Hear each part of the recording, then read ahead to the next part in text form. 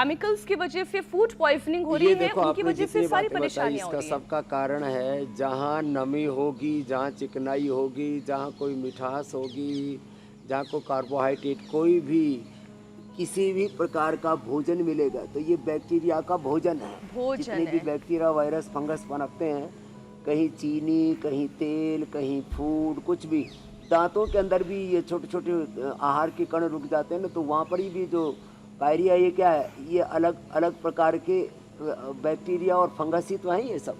तो ये सब इकट्ठे होते रहते हैं और सबसे बचने का एक ही उपाय, एक तो Patanjali super dish wash bar use करो, बर्तन अच्छे से धो, उसके बाद बर्तनों को सूखे कपड़े से पूछते हैं।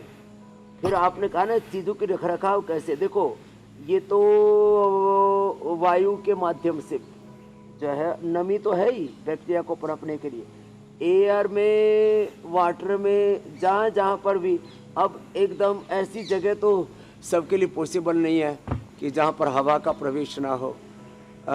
वो जहाँ एयर जाएगी, फिर जहाँ पर ये नमी के साथ साथ फिर ये जैसे आपने कहा कि बर्तनों में थोड़ी चिकनाई और फिर साथ ही साथ ये डिटर्जेंट का अवशेष रह जाता है।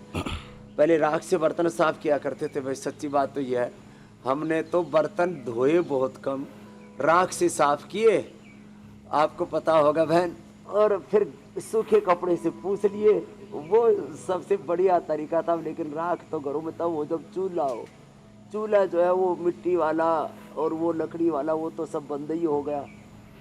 धुआं तो देखो अलग विषय है ये, लेकिन प्राकृतिक रूप से एक नैसर्गिक व्यवस्था के आश्रय हम रहा करते थे और उसमें ये सब चीज़ें ठीक थी। लेकिन अब ये मॉडर्न लाइफस्टाइल में कुछ चीज़ों को तो हमें ठीक करने की ज़रूरत है ही।